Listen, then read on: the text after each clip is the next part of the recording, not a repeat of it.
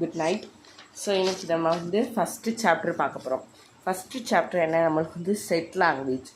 Set லாங்குவேஜ்னால் என்னன்றதை வந்து எனக்கு வந்து நம்ம பார்க்க போகிறோம்.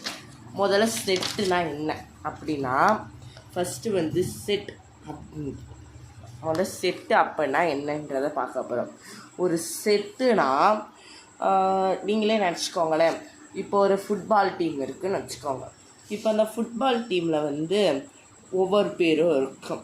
உதாரணத்துக்கு ரொனால்டோ, மெஸ்ஸி அந்த மாதிரி இருக்கும். இதெல்லாம் உங்களாம் ஒரு குரூப்பு. அப்போ உங்களாம் ஒரு செட்டு.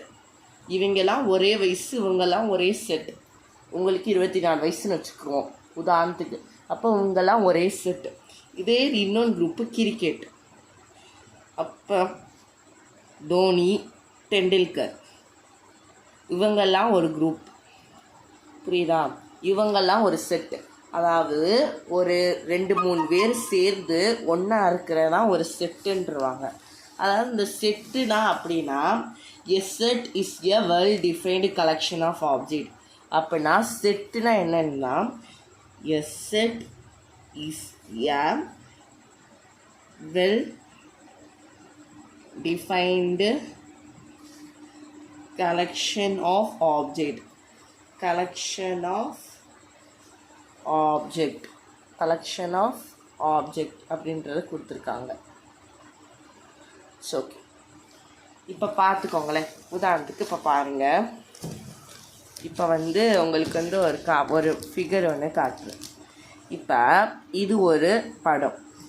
கிரேப்ஸு, ஆப்பிள், பனானா இது எல்லாம் ஒரு ரவுண்டு. உங்கெல்லாம் ஒரு செட்டு.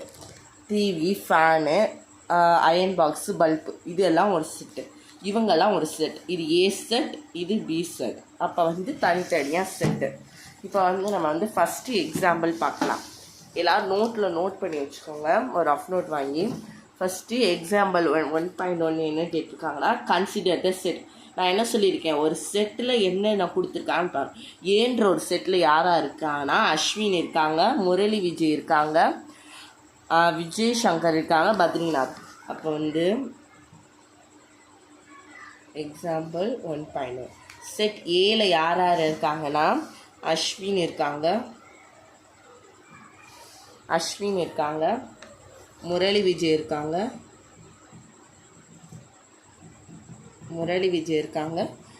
விஜய் சங்கர் இருக்காங்க,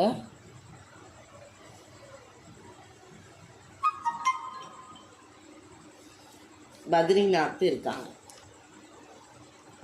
இவங்கெல்லாம் ஒரு ஏன் செட்டு சொல்லி கொடுத்துருக்காங்க. இவங்கெல்லாம் ஒரு ஏ செட்டுன்னு கொடுத்துருக்காங்க. ஒரு செட்டு கொடுக்கும்போது அதில் உள்ள பேரை வந்து ஃபஸ்ட்லேயும் சரி லாஸ்ட்லேயும் சரி இவங்கெல்லாம் ஒரு ஏ செட்டு. இப்போ ஃபஸ்ட்டு எடுத்தோன்னே என்ன கேட்டிருக்காங்கன்னா, முரளி விஜய். என்னது? முரளி விஜய் டேஷ் ஏ. இப்போ வந்து இது பேர் என்ன, பிலாங்ஸ் டு ஏயோட சேர்ந்தவர், பியோட சேர்ந்தவர். இது நாட் பிலாங்ஸ் டு ஏயோட சேராதவர், பியோட சேராது. இப்போ உதாரணத்துக்கு சி செட்டு கொடுத்து இவங்க வந்து சி செட்டோட சேர்ந்தவங்கன்னா இப்படி போடணும், இல்லைன்னா இப்படி அடிச்சிடணும். இப்போ என்ன கொடுத்துருக்காங்கன்னா, முரளி விஜய் ஏ செட்டோட சேர்ந்தவரா? அப்போ பிலாங்ஸ் டு, ஆமாம் சேர்ந்தவர்னா இது போடணும். நெக்ஸ்ட் என்ன கேட்டிருக்காங்க, அஸ்வின் கேட்டிருக்காங்க. அஸ்வின் வந்து ஏ செட்டோட சேர்ந்தவரான்னு கேட்டிருக்காங்க. சேர்ந்தவரா சேராதவரான்னு கேட்டிருக்காங்க. அப்போ அஸ்வின்ற பேர் இதில் இருக்குது. அப்போ இது சேர்ந்தவர்னு போட்டுடணும். நெக்ஸ்ட்டு பத்ரிநாத்ன்றது ஒரு பேர் இருக்குது. இப்போ பத்ரிநாத்ன்றது ஒரு பேர் இருக்குது. இது வந்து ஏ செட்டோட சேர்ந்ததான் கேட்டிருக்காங்க. அப்போ சேர்ந்தது தான், ஏன்னா பத்ரிநாத்ன்ற ஒரு பேர் இருக்குது. அடுத்து கங்குலின்றவர் ஏ செட்டோட சேர்ந்தவரா? இதில் பாருங்கள், அஸ்வின் இருக்குது, முரளி விஜய் இருக்குது, விஜய் சங்கர் இருக்குது, பத்ரிநாத் இருக்குது. அப்போ அவர் ஏ செட்டோட இல்லை. அப்போ வந்து ஏ செட் இல்லாதவர், சேராதவர்னா நாட் பிலாங்ஸ் டுனா சேர்ந்தவர், நாட் பிலாங்ஸ் டுனா சேராது. அப்போ நாட் பிலாங்ஸ் டு. அடுத்து டெண்டுல்கர். அடுத்து என்னது? டெண்டுல்கர் வந்து ஏ செட்டோட சேர்ந்தவரா சேராதவரான்னு கேட்டிருக்காங்க.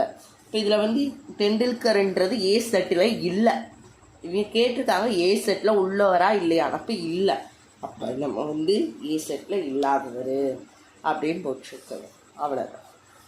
இதுதான் செட்டுன்றதுக்குடைய அர்த்தம். ஓகே, இப்போ வந்து அடுத்து என்ன பார்க்க போகிறோன்னா, உங்களுக்கு ஒரு வந்து எக்ஸசைஸ் ஒன்று தரேன். எக்ஸசைஸ் வந்து ஒன்று தரேன், அதை வந்து நீங்கள் பண்ணிட்டு வந்துடணும். பாய்.